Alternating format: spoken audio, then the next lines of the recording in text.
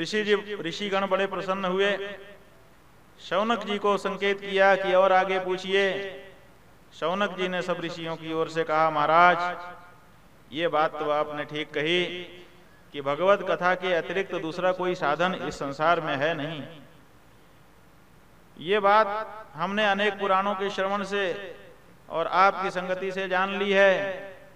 लेकिन महाराज एक बात आप बताइए, ऐसे कौन कौन से पापी हैं जो पुराण के श्रवण से शुद्ध हो सकते हैं? किन किन पापियों को ये पुराण तार सकता है? तो सूत जी ने कहा कि ये ऐसा साबुन है कि जैसा मैल हो हर मैल को काटता है। कोई मैल इसके सामने टिक नहीं सकता। बस एक बार इसमें डूब जाने की आवश्यकता है। साबुन जो है दूर से देख करके थोड़े आपको साफ कर दे, उसमें डूबना पड़ेगा, उसको रोए रोए में आत्मसात करना पड़ेगा। जो कपड़ा रोए रोए में साबुन को आत्मसात करेगा वो पोर पोर में शुद्धता को प्राप्त कर लेगा। ये मानवा पाप कृतो दुराचार तथा खलाह कामादि निरता नित्यम तेपि शुद्ध्यन्त्यनेन वै। जो लोग निरंतर पाप कर्म करते रहते हैं, दुराचरण करते रहते हैं, दुष्ट हैं, कामी हैं, क्रोधी हैं, वे भी अगर इस पुराण का श्रवण श्रद्धा के साथ करें तो वो भी शुद्ध हो जाते हैं। कई पाखंडी हैं, लालची हैं, माता पिता तक से अपनों से द्वेष करने वाले हैं, हिंसक वृत्ति के हैं, वर्णाश्रम धर्म का पालन नहीं करते, दूसरों से ईर्ष्या करते हैं, छल कपट करते हैं, जिनका स्वभाव ही क्रूर है, ऐसे जो लोग हैं वो भी ज्ञान यज्ञेन तेनेन संपुनन्ति कलावपि। घोर कलयुग के ऐसे प्राणी भी इस शिव पुराण के श्रवण से पवित्र हो जाते हैं। कहा महाराज महात्म्य तो गुण तो आपने बहुत बताए, लेकिन ये बताइए कि कभी कोई शुद्ध हुआ पापी? कोई उदाहरण है? क्योंकि जब तक कोई लाभान्वित हुआ व्यक्ति कहना दे कि हाँ हमको लाभ हुआ, या हम सुने ना कि हमको लाभ हो गया, तब तक हम कैसे केवल कहने से भरोसा कर लें? कहा सुनो, किरात नगर में एक ब्राह्मण रहता था। वो अज्ञानी था, केवल नाम जन्म मात्र से ब्राह्मण था, उसके कर्म ब्राह्मणों के नहीं थे। दरिद्र था, रस बेचने वाला जो कि निंद्य वृत्ति है, और वेद का तो उसने मुंह नहीं देखा था, जबकि ब्राह्मण को वेद पढ़ना ही चाहिए, लेकिन उसने तो मुंह ही नहीं देखा। बचपन से ही व्यापार में लग गया। उसका नाम था देवराज। माता पिता ने ये सोच करके रखा था कि ये देवता बनेगा, लेकिन वो देवता न बन करके जवानी आते आते कुछ और ही बन गया। एक वेश्या से प्रेम कर बैठा। यद्यपि माता पिता ने उसका विवाह कर दिया था, लेकिन एक वेश्या से प्रेम करके उसी में आसक्त रहने लगा और ब्राह्मण का वेश धारण करता था। लोग उस पे जब भरोसा करते थे तो उनको ठगता था, और इस तरह से ठगी से बहुत पैसा उसने बना लिया। एक दिन की बात है, एक तालाब के किनारे से वो जा रहा था, वहीं वो वेश्या नहा रही थी जिससे उसका प्रेम हो गया, और उसने उसको देखा, आकर्षित हो गया, बातचीत की, दोनों राजी हो गए। वेश्या को क्या चाहिए? धन। इसके पास धन था। और इसको क्या चाहिए था? तन। वेश्या के पास तन था, तो तन और धन की जोड़ी जुड़ गई। अब दोनों जैसे कोई पति पत्नी रहे ऐसे रहने लग गए। साथ में खा रहे हैं, साथ में सो रहे हैं, साथ में बैठे हैं। अब इनके माता पिता आए, बेटा अपने लोगों के लिए शोभा नहीं देता है, लोग चर्चा कर रहे हैं, तो उनको डांटने लगा। चलिए, लोगों ने हमारे लिए क्या किया है कि हम उनकी सोचें, जिसको जो कहना है कहने दीजिए। पत्नी आ गई, अजी हमको ब्याह के आप लाए हैं, हमारे साथ क्यों नहीं उठते बैठते हैं, तो उसको मार करके भगा दिया। कभी पत्नी को अपने साथ रखा ही नहीं। एक दिन की बात है, रात को उठा, वेश्या के पास जा रहा था, माता पिता जाग रहे थे। उन्होंने कहा कि आज तो हम तुमको जाने नहीं देंगे, तुम्हारी पत्नी घर में है, तुम उसके साथ रहो। देवराज ने कहा रास्ते से हट जाइए, मेरे से बुरा कोई नहीं होगा। कहा तुमसे बुरा है कौन,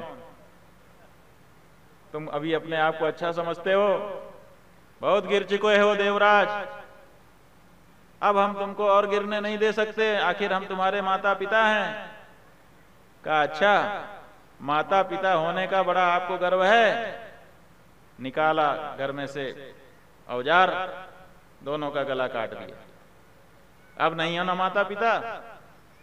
पत्नी आ गई, ये क्या कर रहे हैं जी, उसका भी गला काट दिया।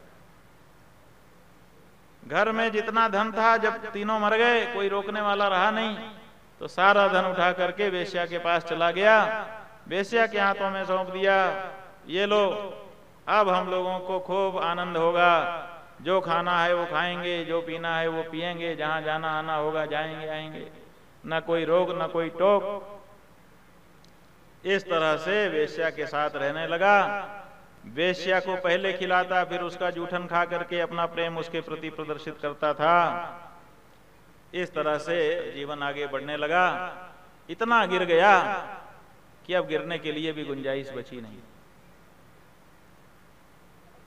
एक दिन की बात है, घर से निकल करके किसी काम से कहीं जा रहा था। गंगा के दूसरे किनारे प्रयाग में प्रतिष्ठानपुर है, झूसी जिसको आजकल कहते हैं, वहीं प्रतिष्ठानपुर तक पहुंचा था। तब तक अचानक उसके शरीर में कंपन होने लगा, शक्ति कम हो गई। एक मंदिर था, उसी के चबूतरे पे बैठ गया। देखते ही देखते बुखार आ गया, शरीर कांपने लगा, लेट गया। अब कोई देखने वाला तो था नहीं, वहीं चबूतरे पर लेटा हुआ था। बुखार बहुत तेज था, कुछ कर नहीं सकता था, लेकिन कान तो कान है, जो कुछ हो रहा था सुन रहा था। उसी मंदिर में एक पंडित जी बैठ करके शिव पुराण की कथा कह रहे थे। अब वो पड़ा पड़ा, जब तक ताकत थी तो कभी सुना नहीं, अशक्त हो गया था, बुखार आ गया, लेटा हुआ पड़ा पड़ा सुन रहा था। उसके कानों में भगवान शिव की कथा चली जा रही थी। सुश्राव सततम शैवीं कथाम विप्र मुखोद्गताम। ब्राह्मण देवता भगवान शिव की कथा कह रहे थे, और ये पतित ब्राह्मण देवराज चबूतरे पर पड़ा पड़ा उसको सुनता जा रहा था। अब वहां उसको कोई उठाने तो आया नहीं, परिवार का कोई था नहीं। वेश्या ने सोचा कि गया तो गया, अब जितना धन उसके पास था हमको मिल ही चुका है, अब उसकी हम क्यों खोज खबर लें। तो वेश्या भी लौट के आई नहीं, ये बेचारा वहीं पड़ा रह गया। जो थोड़े बहुत मंदिर में दर्शन करने वाले लोग आते थे, कुछ खाने पीने को उसको दे देते थे, उसी से खा पी के वहीं पड़ा रहा। लेकिन बुखार उतरने का नाम नहीं ले रहा था, बढ़ता ही गया। कुछ दिनों के बाद वही कथा पढ़े पढ़े सुनते सुनते उसकी मृत्यु हो गई, मर गया। यमराज के दूत आए, बहुत बड़ा पापी है, इसको हम यमपुरी ले जाएंगे, वहां पर इस नरक में इतने दिन, इस नरक में इतने दिन रहेगा। ऐसी आपस में चर्चा करते हुए आए। हमारा काम तो नहीं है दंड देना, लेकिन अनुमान तो हमको है ही है कि कहां इसको भेजा जाएगा। आपस में चर्चा करते हुए आए और बांध करके ले जा रहे थे उसको यमराज की पुरी में। इतने में शिव जी के पार्षद विमान लेकर के आ गए। कहा ये आपका ग्राहक नहीं है, ये हमारा अतिथि है, इसको हम आदर के साथ भगवान शिव के लोक में लेके जाएंगे। उन्होंने इतना बड़ा खर्रा निकाल करके दिखा दिया, इतने पाप हैं इसके, इसने माँ को मारा है, इसने पिता को मारा है, इसने पत्नी को मारा है, इसने वेश्यावृत्ति की है, इसने चोरी की है, सब दिखा दिया। और सब दिखाने के बाद शिव के गणों ने निकाल करके परवाना दिखा दिया। अंतिम समय में इसने एकाग्र चित्त होकर के शिव महापुराण की कथा सुनी है, तो सारे पाप पीछे हो गए और शिव पुराण की कथा के सुनने का फल आगे आ गया, और वो विमान में बैठ करके भगवान शिव के लोक में चला गया। ऐसा पतित ब्राह्मण देवराज इस कथा के प्रभाव से भगवान शिव के परम धाम को प्राप्त करके तक्षण मुक्त हो गया। मातृपितृवधूहंता वेश्यागामी च मद्यपः देवराजो द्विजस्तत्र गत्वा मुक्तो भवत्क्षणात्।